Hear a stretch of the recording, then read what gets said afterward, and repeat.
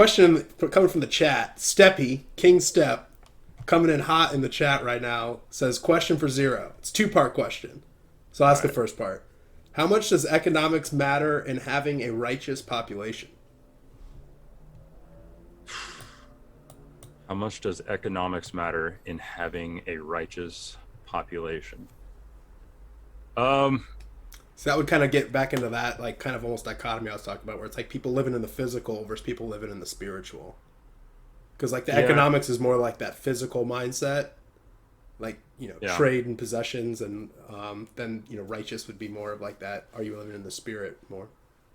yeah. I mean, I'm not going to be able to answer that question as well as I would like to, Yeah. but I do think that like they go hand in hand where uh basically a righteous population or people who are trying to do the right thing morally, um they're saving for the future, uh unlike a degenerate society. Well, I mean, not that degenerates don't do wise things with money, but generally it's if you're like looking to the future and you're trying to provide for your family going forward, uh you're making wiser financial decisions, unlike what we currently see and what we've seen for decades in the US, which is we're living paycheck to paycheck. We're borrowing uh, ridiculous amounts of money,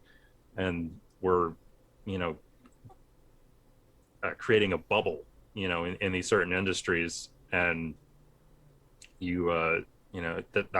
that's why you see these economic recessions and these bubbles bursting, is because it's hand in hand. One, you have you know morality, and in the other hand you have economic incentives, and they work at each other on different levels. Where I mean, obviously if you have low interest rates, like even people who are you know uh, living that trad lifestyle or whatever, you're tempting them to borrow money. And I'm not saying borrowing money is a bad thing, but uh excessive uh borrowing money on a societal level will get you in trouble.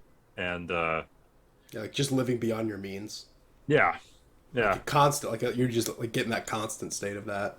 yeah. And it's one thing, like, hey, I'm borrowing money to uh so I can build this so that I can provide more. It's another thing where I'm borrowing money to get a car I don't really need. Yeah. uh so I don't know if I answered the question all that well, but hopefully I Well, the second part is kind of the same. It's kind of leading off the first, but it says, "Do you think our unsound economics are a cause of our unrighteousness or a symptom of it?" I mean, I don't really come down hard on, like, I don't know if there's necessarily one answer. And I'm open to any arguments on that, but I do Yeah. think that it's kind of a two-way street. Uh, can you read it one more time for me? Yeah, so it's two questions. So, how much does Yeah, second part. economics matter in having a righteous population? And do you think our unsound economics are a cause of our unrighteousness or a symptom of it? Like, does unsound economics cause unrighteousness, or does unsound economics like Yeah. just inevitably result from unrighteousness? So yeah, I wouldn't say that it's like 100% the cause. I do think it does cause issues, and it does lead to like unrighteous living, and it discourages that when you can live beyond your means. And it's not just living beyond your means, but uh I do think it can cause that for a lot of the population. But at the same time, I think there's an argument where an unrighteous population will gravitate towards unsound economic Right. policies.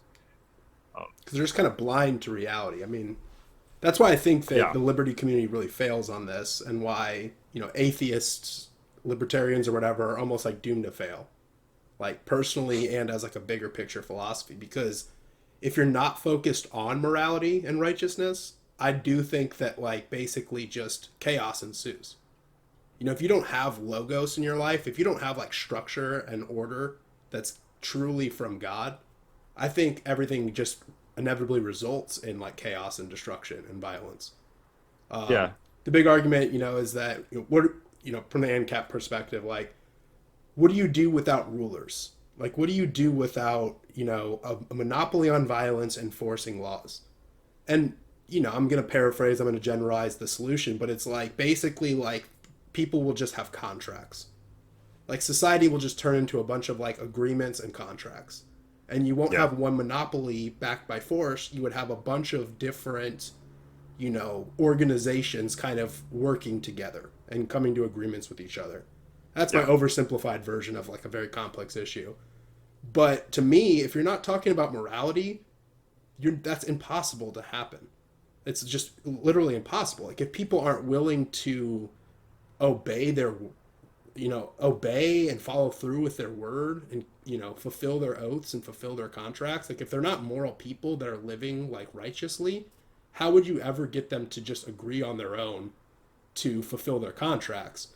Yeah. And if something like the law, if something like a monopoly on violence, this big giant strong arm forcing people to obey laws, if that can't even work, then how are we going to assume that the same population, the same quote unquote immoral, fallen state, sinful population is now all of a sudden going to obey a bunch of rules just because like they're supposed to?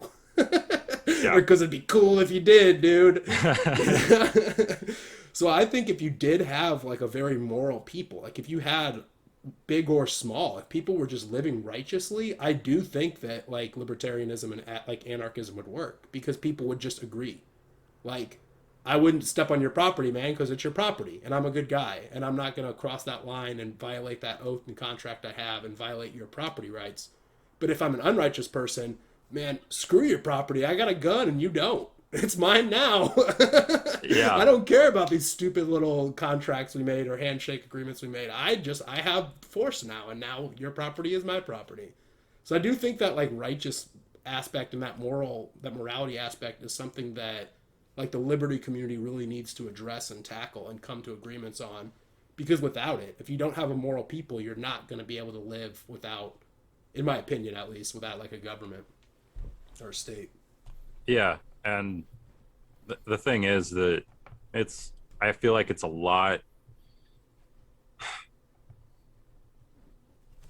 like you're a lot better off trying to have a society where they have like a certain moral standard, uh without, and they don't have to understand economics at that point. Like obviously it'd be, beneficial for everyone if we understood economics, but like the reality is that you're not going to teach everyone economics.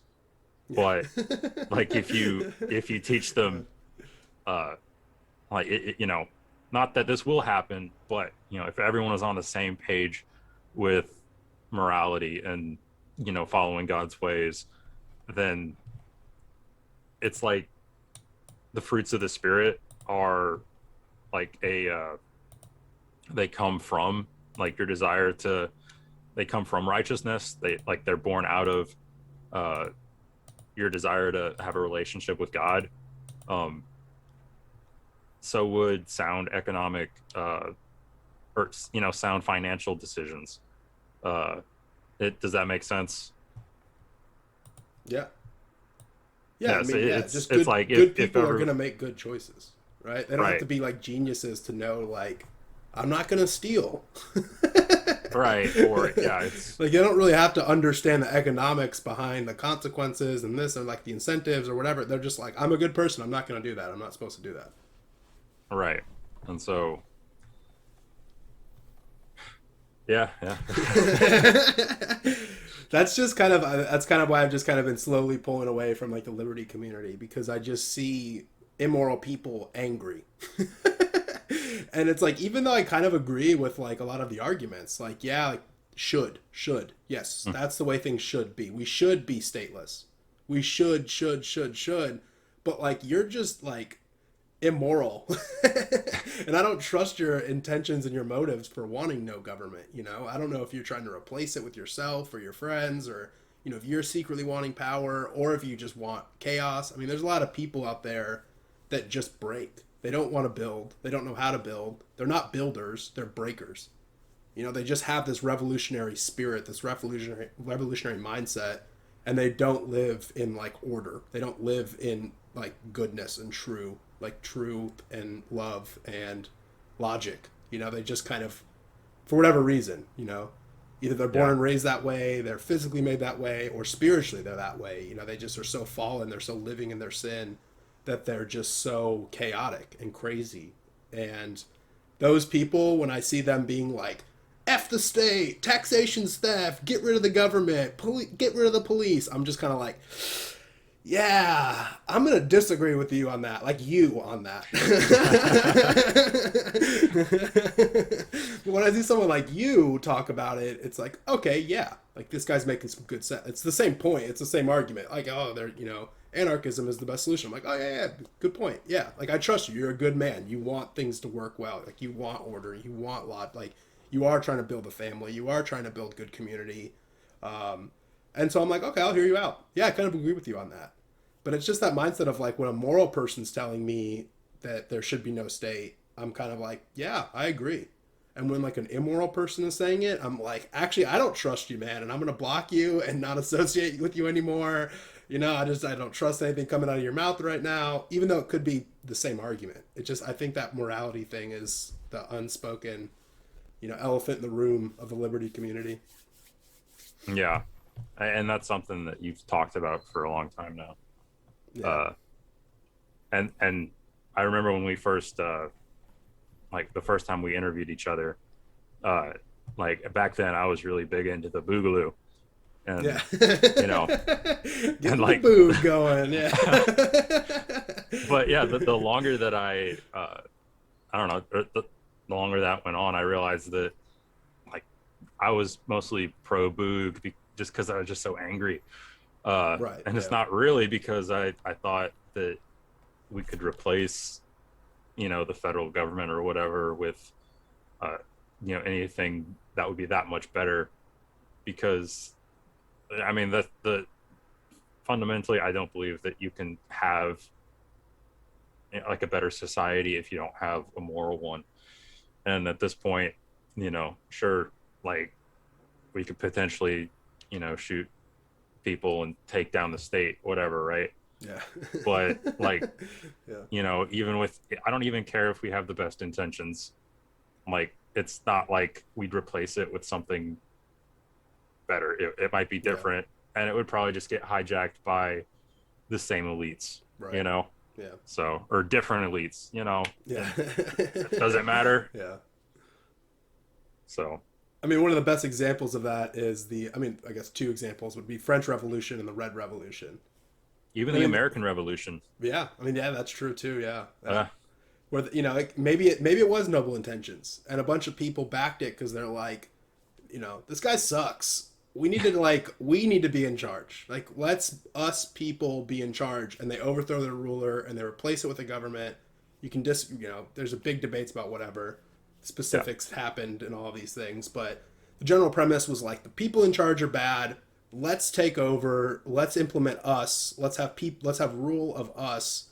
And then the result is just unbelievable amount of bloodshed. Yeah. And then after the blood settles on the streets, when the rivers of blood finally like stop flowing, you basically just ended up with a worse government anyways. And every time it's almost like we should have just kept that king. Like, yeah, Louis and his son probably should have just stayed. Yeah. Napoleon actually kind of did worse than what Louis was doing. You know, like Stalin was kind of worse than, you know, Nikolai, or, you know, the I can't think of their names, the Romanovs. Yeah. Oh yeah.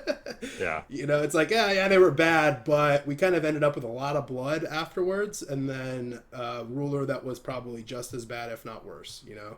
And I think that's what happens with revolution. And shout out to Owen Benjamin, who says revelation, not revolution. Because Yeah. revolution is just a cycle. It's a cycle of bloodshed and people taking power. It's revolution. It's you're revolving in a circle. Revelation is going up. Revelation is, you know, getting better, advancing, spiritually growing, becoming like a better population. And so I think that's what we should be putting our time and energy towards, is that, like, growing spiritually and morally, and not necessarily just like trying to topple the powers and replace them. Yeah. I think that's just a vicious cycle. Yeah, and historically, at least when you had monarchs, and that's what we like about monarchy is like, like you can identify the problem and take care of that. But historically, we've also seen that the replacement or the solution has not always been the right one. And now Yeah. I think we have the problem where we don't, like, most people don't actually know what the problem is. And so, like, the solution, How like, dare we don't you? even know where that's going. It might be worse than the French Revolution. Yeah. But like most people don't understand, like, the people who are causing a lot of the problems that we are seeing. It's like, hey, if you're looking at politicians, that's not, they're not they're not really in control of this. uh and then, like you say, like, if you don't understand, like, God's plan, then it's then, yeah, we are doomed to repeat history. Yeah. So Yeah.